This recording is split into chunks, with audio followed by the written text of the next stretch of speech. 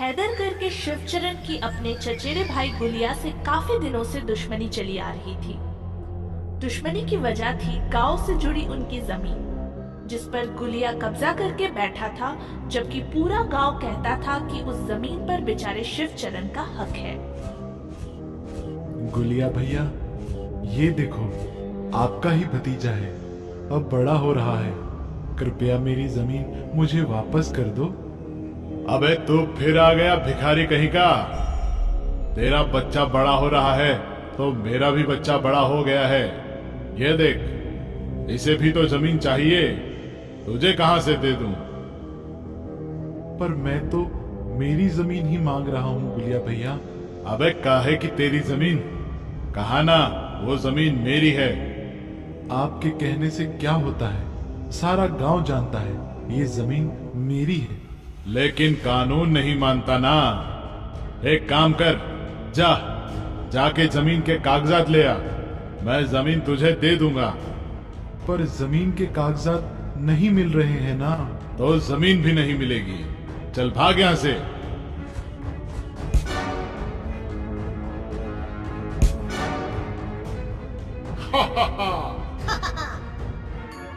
अपनी आंखों के सामने अपने पापा की बेइज्जती शामू सह नहीं पाता है, पर क्या करे, उनके पास कोई कागजात नहीं थे।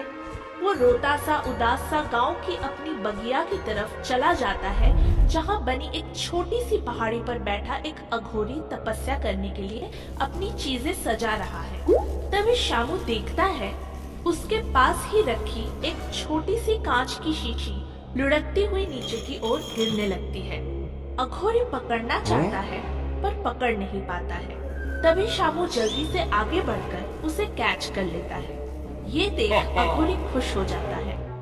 बहुत बहुत धन्यवाद बेटा तुम्हारा। अगर ये शीशी टूट जाती तो मेरी बरसों की तपस्या पर पानी फिर जाता।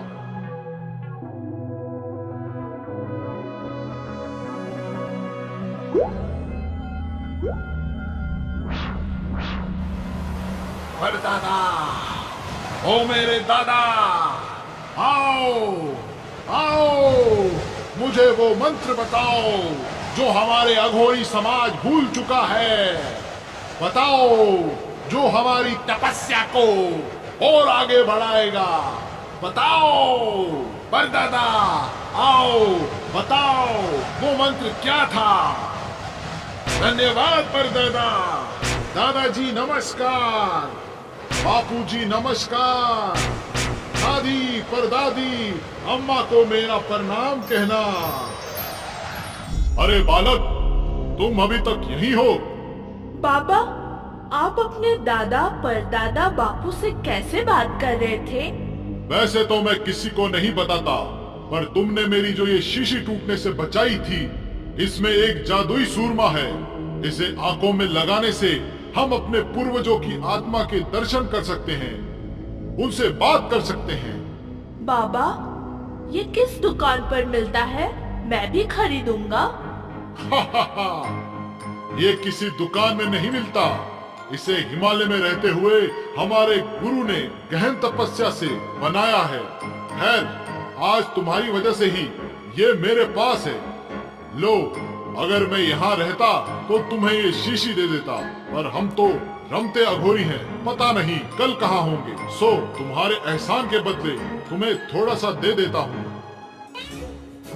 जादुई सुरमा पाकर शामू खुश हो जाता है। घर जाकर वो अपने पापा को सारी बात बताता है, तो पापा उसे अपनी आंख में लगाते हैं। वैसे ही आसपास का माहौल भयानक हो जाता है। दरवाजे भड़बड़ाने लगते हैं, खिड़की के पर्दे खुलने लगते हैं, खिड़की के पट खुलने बंद होने लगते हैं। खिड़की से हवाओं के साथ पत्ते उड़ते हुए अंदर आ जाते हैं, और तभी आसपास शिवचरण के बाप, दादा, परदादा, दादी की आत्माएं नजर आती है। उन्हें देखते ही नमस्कार करते हुए हाथ जोड़ते हैं। परदादा, दादा, बापू, ये शामू है, हमारा बेटा। कैसे हो बच्चे?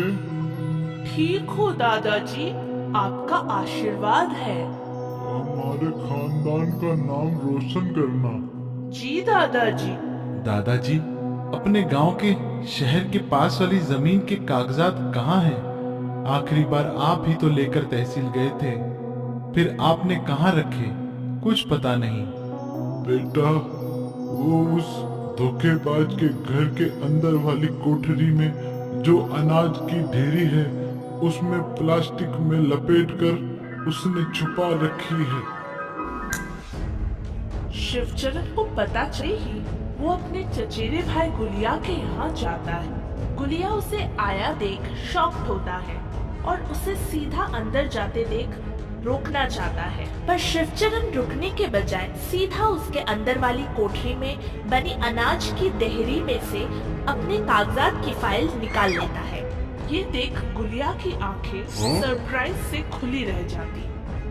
ये रहे मेरे जमीन के कागजात। अब वो जमीन कानूनन मेरी है, और इसके अलावा भी जो बाकी जमीन के कागज बचे हैं वो भी जहाँ होंगे पता करके आऊंगा। पापा, पापा, सो गए क्या? हाँ हाँ ढोलू, मेरी समझ में नहीं आता, जिस बात को मेरे सिवा कोई नहीं जानता था वो इसे कैसे पता चल गई, और ये बाकी कागजात कहाँ से ले आएगा? कहीं चाचा को जादू तो नहीं आ गया पापा? आज रात पता करना पड़ेगा। और वो रात को जाकर चुपचाप शामू के घर में झांकता है तो उसकी आंखों के सामने वो पूरा सीन रिपीट होता है और उसे हवा में परदादा, दादा, बापू कहते देख गुलिया को सारा माजरा समझ में आ जाता है और उनके सोते ही वो चुपचाप अंदर आता है और वो सुरमे की शीशी लेकर चंपट हो जाता है। अपने घर आकर दोनों बाप बेटे फैसला करते हैं कि अब हम भी सुरमा लगाकर अपने बाप, दादा, परदादा की आत्मा से अपनी यहाँ वहाँ छुपी सारी प्रॉपर्टी के बारे में पूछेंगे। और गुलिया काका सुरमा आंखों में लगाता है।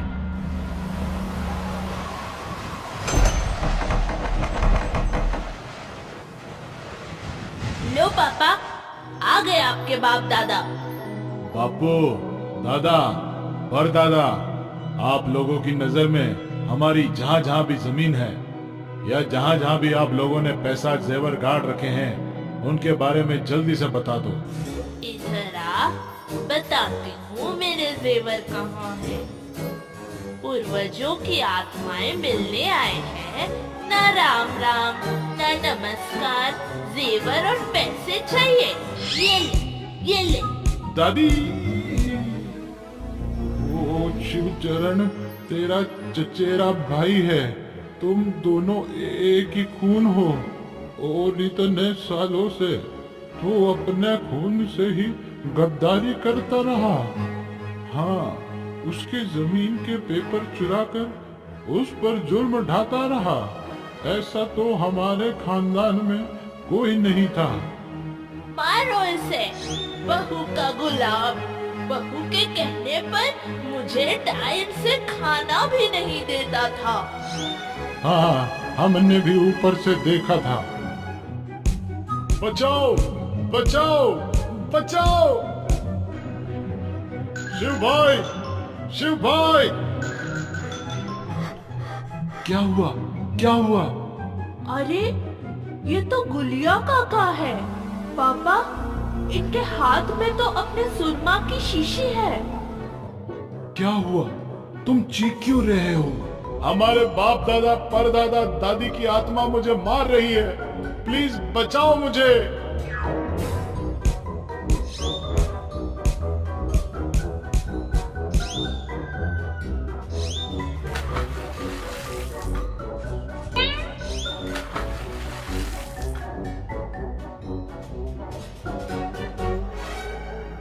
बापू, दादा, परदादा, दादी, माफ कर दो इसे। आगे से ये ऐसा कुछ भी नहीं करेगा कि आप पूर्वजों की आत्मा को दुख पहुंचे। हाँ, हाँ।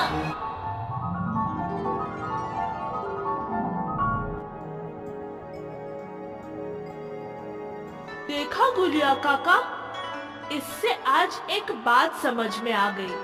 आत्मा हो या परमात्मा, अगर उनसे साक्षात्कार करना हो तो हमारे कर्म अच्छे होने चाहिए, वरना गुलिया काका की तरह तुम्हें भी अपने पूर्वजों से मार खाना पड़ सकता है।